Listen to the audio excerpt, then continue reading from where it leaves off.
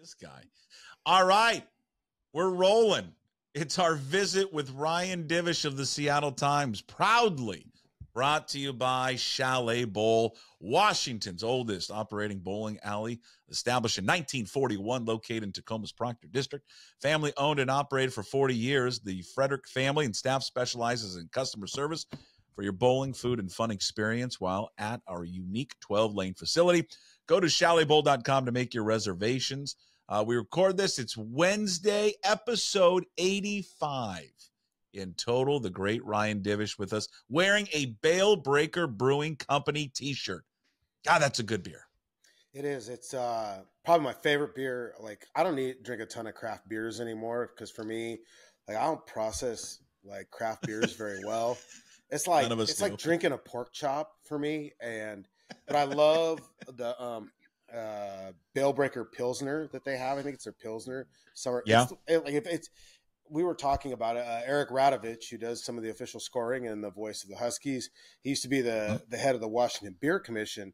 We always talk about that the Bale Breaker Pils might be the best craft golf beer out there because you can drink it when it's hot. You know, like you're not drinking IPAs when it's 90 and you're playing and you have to walk.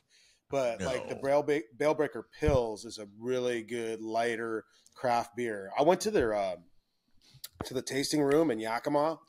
It's unbelievable. It's amazing. It's in the hop field. They got the taco truck there. We were going actually to Walla Walla to go to a concert in Pendleton. We were staying in Walla Walla. We drove through there and stopped. And I just remember I was driving and I was about 3 or 4 beers in. I looked at my buddy Brian. I go, "Here's the keys," because I'm just going to keep going here. So no, it's really good beer. I was actually telling Mitch Garver, who's a beer guy, about Bale Breaker. Oh. He was quite intrigued by the hop field and going to a hop field and having beer. So, you hear that, Bale Breaker? Get on board. Yeah, Bale Breaker, the official beer of pucksports.com. Yeah, I was trying to tell him it's in the Palm Springs of Washington. So, you like Mitch Garver too. He's Denver resident, moving to Parker, building a house in Parker. Oh, nice. So I love Mitch Garver. I just want Mitch Garver to start hitting. Yeah, I think you could say that for about most of the guys. So, absolutely.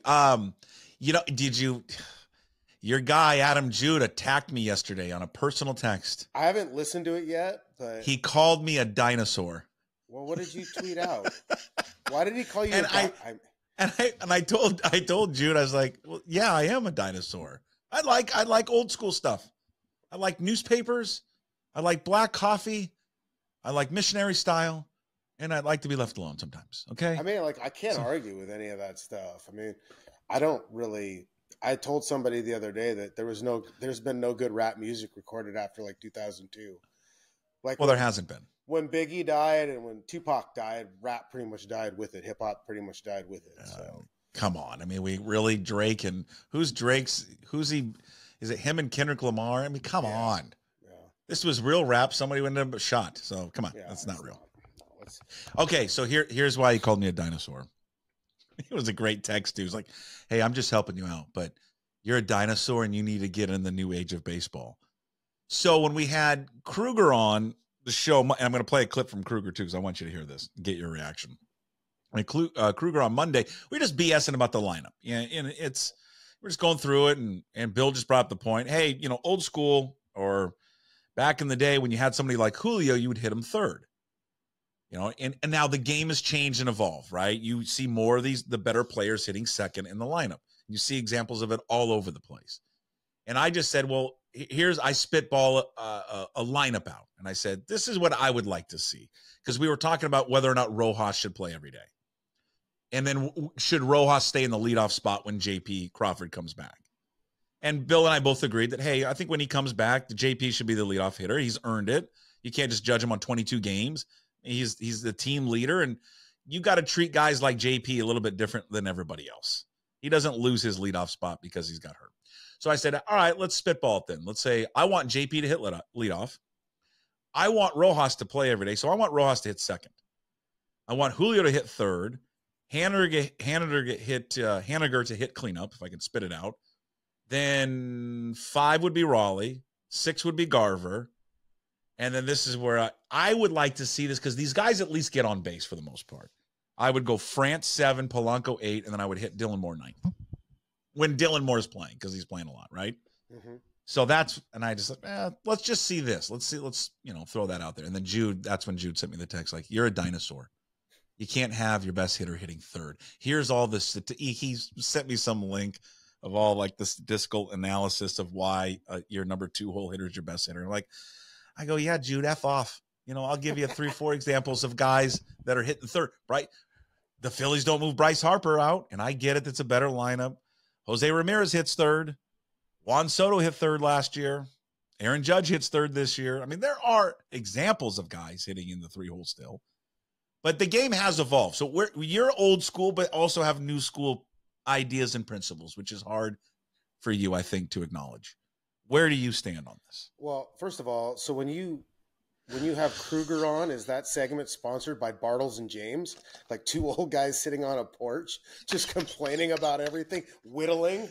You know what? That's pretty rich from you. I know, but Kruger, like, there's old school and there's guys yelling at kids on their lawn, and then there's Kruger, which I love. I mean, he embraces it. I'm gonna play you a clip later that I'm sure. Like, look, here's the way I look at it. It's not like you can get into all the metrics, and I don't know that there's a huge difference between second or third. Okay. But I look at it this way: why you bat him second is he's probably guaranteed 1 more at bat per game than he would if he's third. The numbers, the percentages say he'll get 1. Now, if your lineup's a little bit longer and a little bit better, then second and third doesn't matter. But when you're striking out a lot and you're not getting a lot of traffic and you're not cycling through, then that at bat becomes a little bit more important. I mean, basically, you just don't want Julio to be in the on deck circle at the end of a game. So that's my thinking on it. I understand there's some more new age stuff about it, nuanced stuff, but Julio batting second is, a product of just wanting him to bat more. And I guess like with JP, because like another thing is like JP is not really a threat to steal. Like, say he takes a walk, he's not a threat to steal.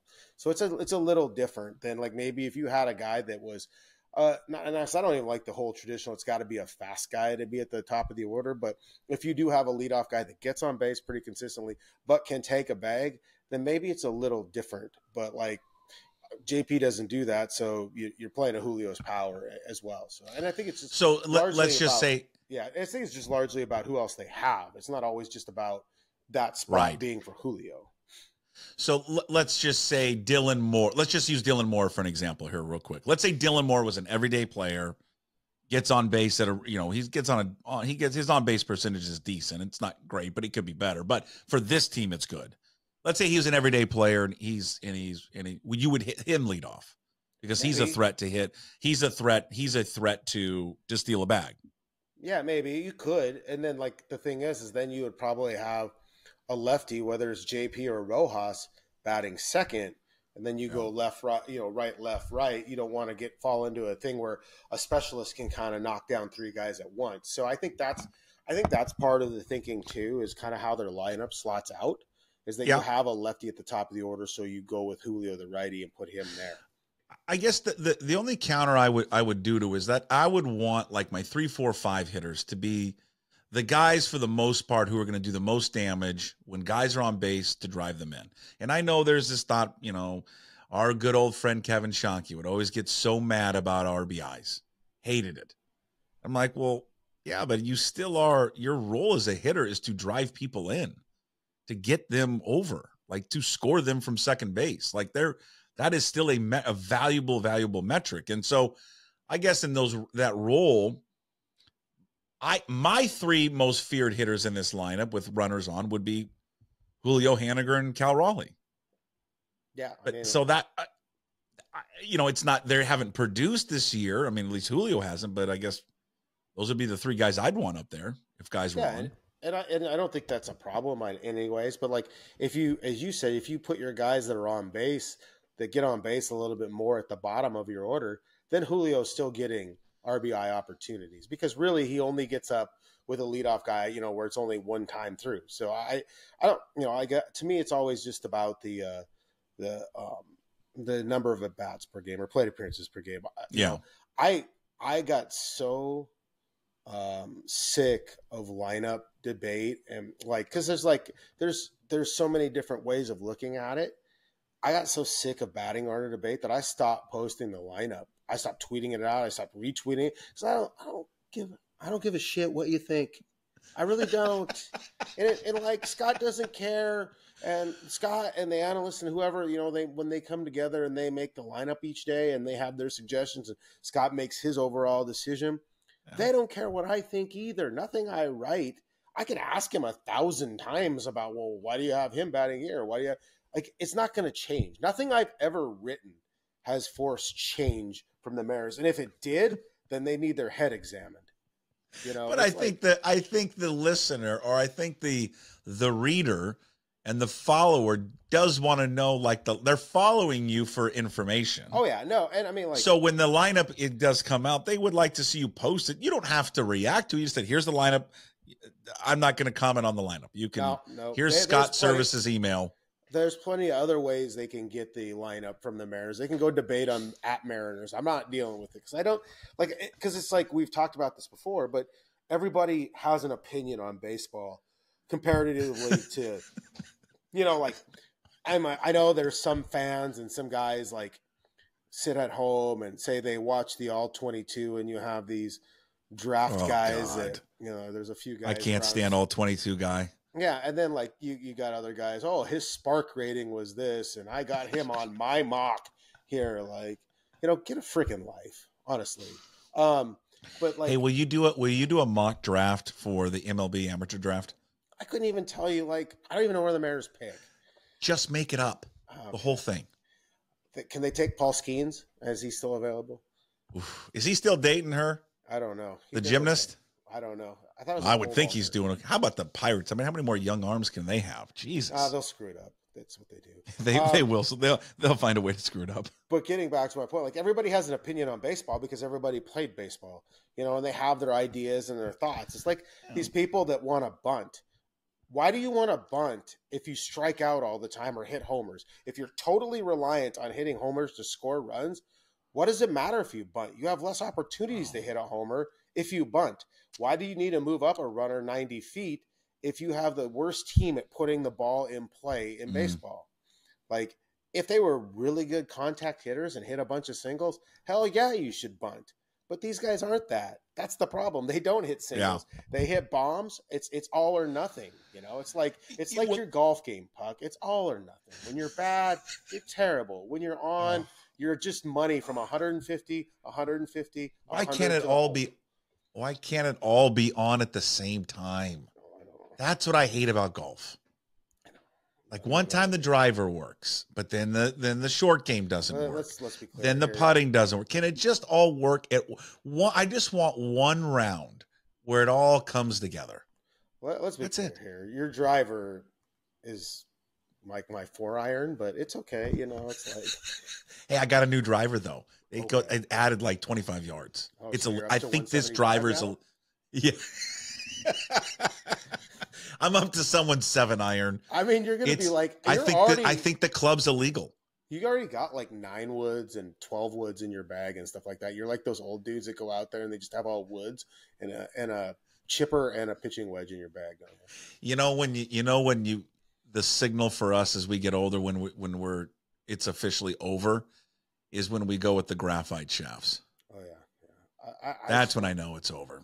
I still swing really angry, so I don't think I'll ever have that happen. But I don't think the way you swing, graphite shafts are not in your future. All right. So, the thing I do like about baseball, which is different than the other sports, one, it's the everyday nature of it. But I do love the sitting over coffee and looking at the lineup. It's always fun to me, like how you would construct it. What's the thinking behind it?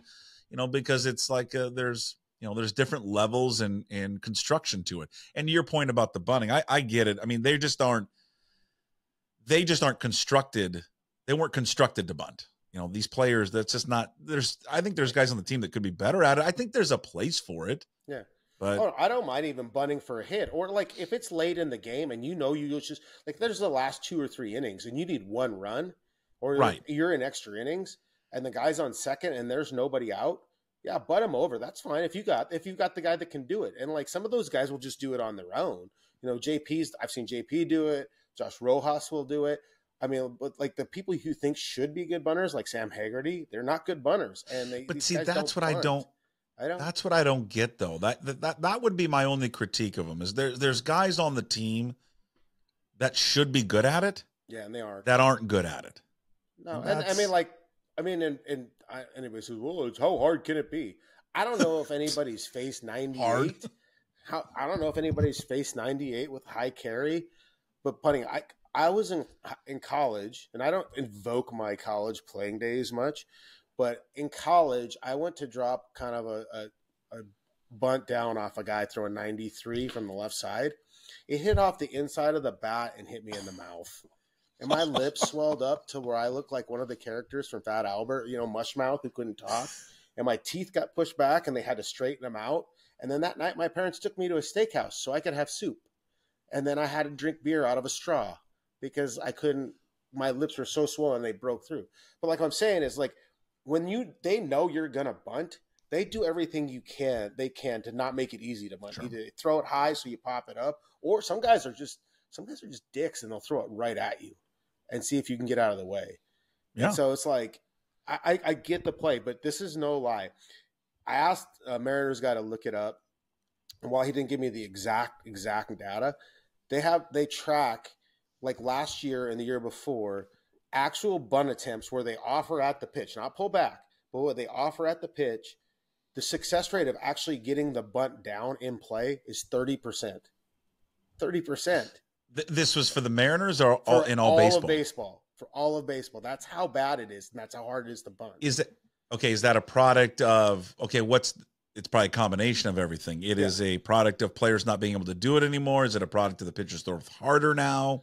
It's all those things. It's all those things. You don't do it as much. Like your bunt rates were higher when you had pitchers who were up there bunting because that's all they did, and they practiced at it. But these guys don't practice at it. I mean, they do their cursory 3 bunts before they start dead arm BP, but it's a guy throwing 50.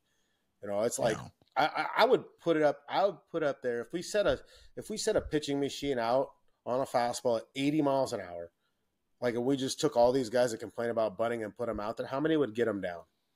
You know, it's like it's harder than you think, and the success rate for what you get out of it is what I'm saying is I don't care about. I understand the nature of the bunt, but what you get out of it, at least for if you're with the Mariners, it's not ideal. I mean, yeah, the guy sitting at home is not going to be able to do it, but that person's not expected to do it. I think a professional should be expected to do it. I mean, I think it should be in the arsenal, like in the repertoire. Like that other day, you were in Houston, right? No, Adam went to Houston. Oh, Adam was in Houston, right? You know, when Alvarez dropped that bunt down, it was just, I mean, and that guy, that would be the last person you would suspect to drop a bunt down. And then the one that Altuve had later in that game, that was on the Friday game, right? Yeah. That was unbelievable. It was beautiful.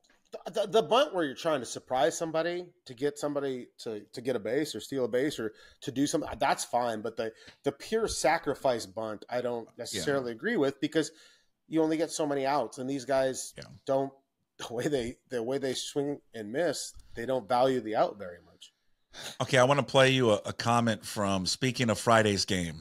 Speaking of, how'd you describe Kruger? There's Bartles and James, and then there's guys that yell at kids, and then there's Kruger. Yeah, he embraces his old man nature. He's not quite, what is that, Gran Torino, but like, you know, it's like. Oh, Clint Eastwood. Yeah, he's kind of like that. Now it's a little bit long, and hopefully you can hear it. I'm pretty sure you can. We were talking about George Kirby's outing on Friday against Houston when he left after 88 pitches and then the sore knee and all that. All right. So here's Bill Kruger on Monday's show. He had a problem last year where they left him in over 90, gave up a homer, and he cried after the game, and that was really bad. It was very immature on him, and he got hammered for that. But, you know, let's just start from the standpoint that we've conditioned our very elite secretariat-type pitchers to know that the third time around, who knows, and if we get to 90, we're done. And when you tell people that time and time again, eventually they believe it. George Kirby could throw over 90 pitches. He could throw over 100 pitches. It's not like we want him to throw 130 every time out. We're talking about these guys at the peak of their capability. For whatever reason, baseball has determined that they want to play chess.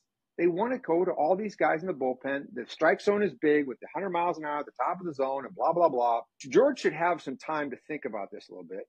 I mean, I don't even know if these kids think winning is important because maybe they don't get paid to win. They get paid to have all the other numbers except winning. When I played, you got paid to win. And the only way you won is if you stayed in the game long enough to win. So for him, he should be walking away going, I'm not gonna let that happen to me again.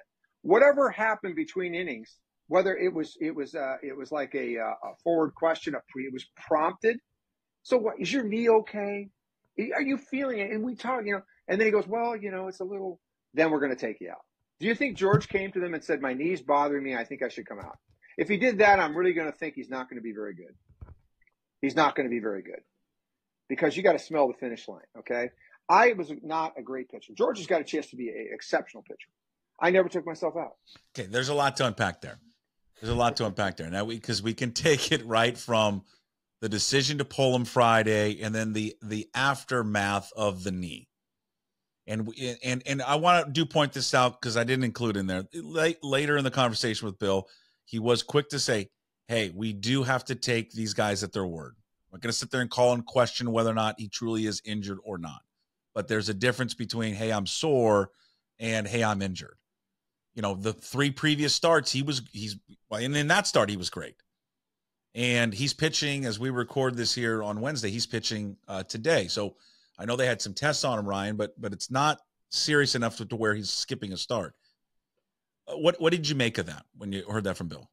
Well, one, George Kirby hates coming out of the game more than any other pitcher except for Logan Gilbert. If you recall, there was one where he whipped his glove against the dugout. I've seen him fire his glove. They've talked about that he has a worse temper than Jared Kelenic when it comes to failure on the field. And they had to have a talk with him about not kicking anything or punching anything. And it was kind of the running joke that George would actually probably hurt himself before Jared ever would.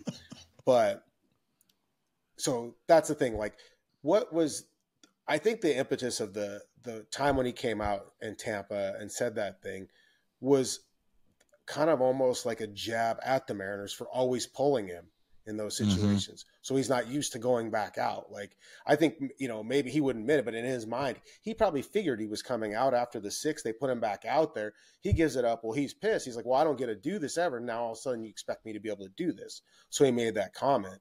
And so, yeah, I don't think he ever wants to come out of the game. 2, like Bill was talking about pitcher wins. George Kirby's getting paid whether he gets pitcher wins or not. The pitcher win and the value of it has been devalued by baseball executives and everything else, and also the media. I mean, like, we realize that a pitcher win is more reliant on just the pitcher itself. So, like, he's getting paid. Believe me, he's going to be just fine financially. With the knee thing is like, to me, it's like, okay, they don't just count the pitches, and that's the thing. Is people they look at that 100 pitch limit. It's kind of what the pitches are like. Was there leverage? Was there not? Do you want to avoid it? Like, he had gone 95. So, they said he was sore in Colorado. Maybe it's the knee. Maybe it's the arm. I asked him if it was his arm. He said, yeah, kind of, but maybe it was the knee. So he only went 5 in Colorado. Didn't feel great. Admittedly, didn't feel great. Velocity was down. He comes back in Seattle, goes 95 pitches and kind of cruises. But, like, again, do they want to push 95 again? Usually if they go upper 90s with a pitcher, they don't go upper 90s back to back. They usually kind of try, if they can, pull it down, And so I don't know. I'm trying to remember who was coming up, but I think in their mind, it's like, you have a decent lead. You get a clean inning. Yeah, his knee's still sore. He's pitching through it, but do we want to make the situation worse by pitching him and continuing to do this? Or here's an opportunity where we can get him out, get the knee iced up, get him, get a clean inning for the reliever as well, and kind of play the matchup game. Look, I'm sorry that people don't like that, but this is modern baseball. It's not going to change. You know why it doesn't change? Because it's effective. If it wasn't effective, if you didn't have the power arms, you wouldn't do it. It's like the other night, Simeon Woods Richardson was at 6 clean innings. He allowed 1 hit. He was getting into territory he'd never been, But then all of a sudden I know the Mariners got runs off of Griffin Jacks, but if you look at that guy's stuff and what he's done, and I don't know how anybody hits Johan Duran, because that's insane. So this is modern baseball. And I think for what my guess is, and I know this is kind of what they're thinking is like, they don't, like George Kirby, Logan Gilbert, they're going to do everything they can to get these guys through 32 starts in a season, plus what they believe is the postseason. So if they think that saving an inning in a game where he's pitched well and you have a decent lead and you can turn it over to your bullpen, they're going to do it because that adds up. It's the cumulative effect of it all, is a knee injury or something like that. Any of that, why not like be smart in the moment? And if you can't trust your bullpen to cover those couple innings, then it's not a very good bullpen, and then you're in a whole different world. They have a good bullpen. It didn't work out necessarily the way people wanted, but that's what you're supposed to do. What happens though? Okay, there's two follow-ups. Let me go the first. Do you think though sometimes this stuff with them, especially with the pitchers, is predetermined? Maybe. I mean, like maybe they're saying, "Oh, look, his knee's sore, and if we can get him out on a clean inning, or they may set the limit on only 85 pitches. They may say, "Oh, he's got 85 today. We're not, the knee is sore. He ran hard. We ran him hard the last time.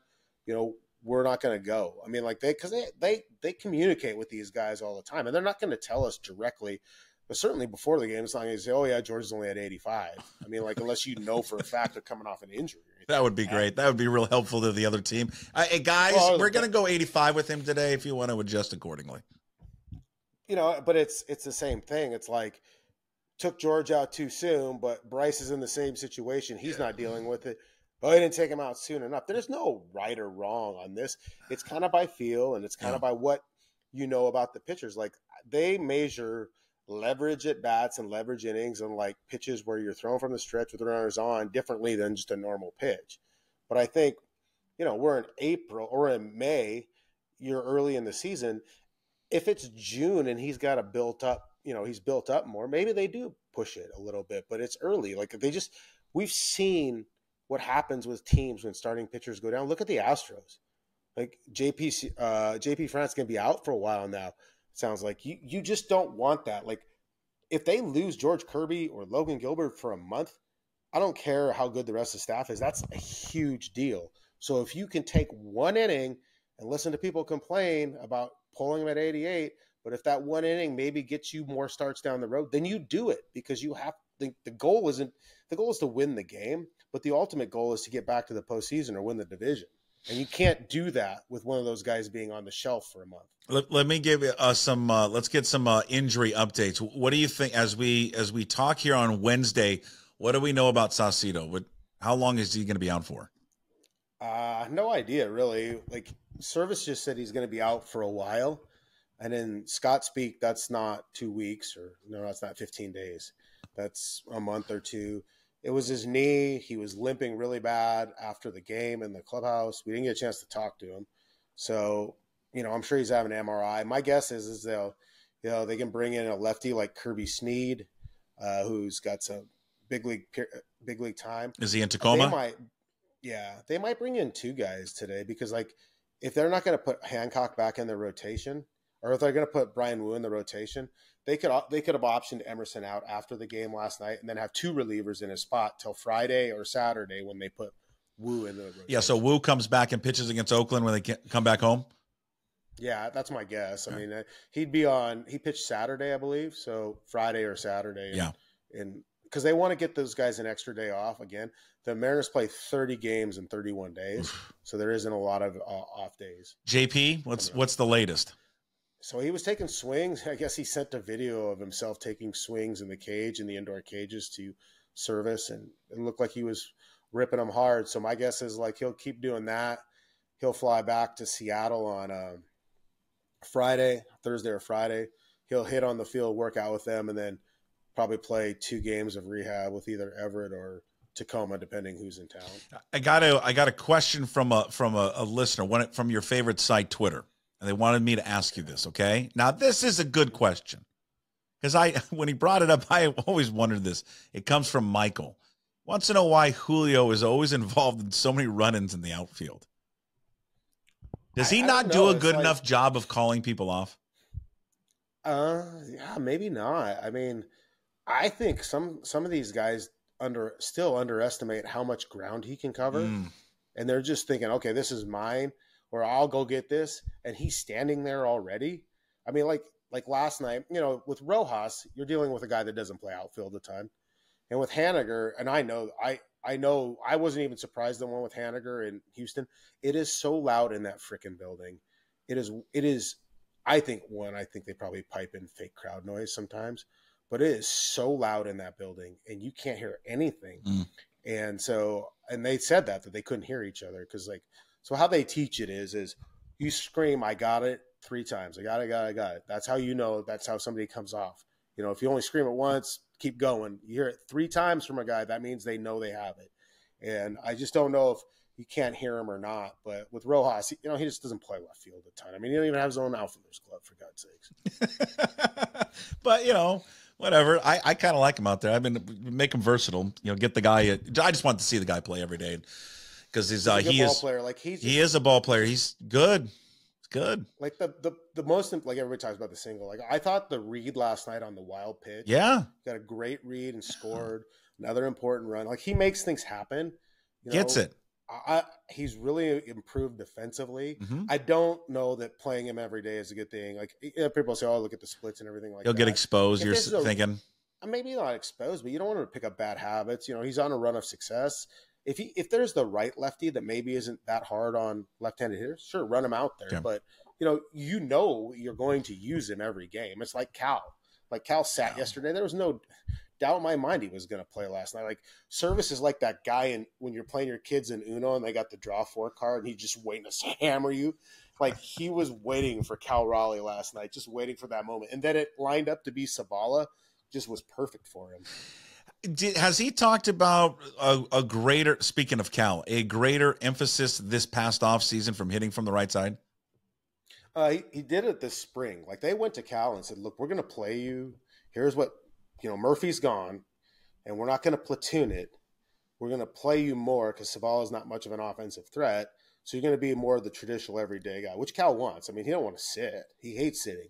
So he, especially this spring, if you noticed, he started almost all the Cactus League games anytime they face a lefty, so he could get more right-handed at bats. And he spent a lot of time cleaning up the right side. And I think he hated the idea that people say, "Oh, he can't hit right-handed anyways. He's just bat him left." He wanted to play, and he felt like he could.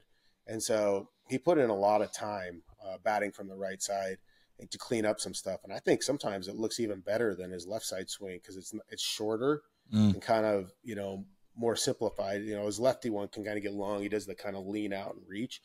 But with his right-handed swing, he was good. What I thought was kind of cool, what I think is what I took away from talking to him and everything else is just like find ways to slow everything down in those moments. Like make it feel slow, make it feel just like the first at bat of the game. And I think that's something that Julio struggles with is slowing it down. The emotions of the moment get to him a little bit and cause him to do things to get out of his approach of what he's trying to do. There he is. He's the very best. Ryan Divish, Seattle Times, with us every Wednesday and Fridays here at pucksports.com. All brought to you by Chalet Bowlies in Minnesota. What's on the docket today in Minnesota? What are we eating? Where are we going? What are we drinking? So there's this cool little place called Hell's Kitchen. It's good food downtown here. So I'll walk over there and meet my aunt and uncle who live here. A few years ago, I think it was about right before the pandemic, I actually reached the Star Tribune had an opening for a Twins writer, and I reached out, but I guess I wasn't good enough. But you stopped. Don't tell yourself that. You're plenty good. I know. I grew up coming out here as a kid. It's a great city. Watching the Twins, and I have a ton of family out here. So I like it. I mean, in Minnesota, you can buy a house. I'm like, yeah. You can actually afford something. Yeah, you're right. Yeah, I went out the other night, watched the T-Wolves game, the end of the T-Wolves game in a bar. Hey. I mean, damn, are you wearing the Sonics hat? Like NBA playoffs, those are so cool. I know that it's getting closer, but it was kind of cool to see that, see how excited an NBA team can make the city. Yeah. It's just good. It's a good time of year. Great city, got great beer. Got great hot dish. God, I love it. It's just all Whiskey Myers is in concert here tomorrow night, Puck, after the day game. Are you gonna be able to down the street? Are you gonna? Yes, you're going. Of course, you're going. Good. I'll go to a concert by myself. I'd prefer to go by myself. Do you go to movies by yourself? I have. Yeah. I haven't gone to a lot of movies, but I have. I enjoy it. I mean, like because you don't have to. You're not talking to anyone during the movie anyway, so what's the point? You're just showing up there by yourself. I don't sit there and talk during the movie. I hate when people talk. So why can't I go watch a movie by myself? And I like watching movies. Kind of the one thing I hate about airport bars is people want to talk to you at an airport bar. I leave my AirPods in because I don't want to talk to anybody if I'm in an airport bar. I'm with you. It's the same thing when I take my dog to the dog park. Don't talk to me. I'm not here to talk to you weird dog people. I'm here to throw the ball for the dogs.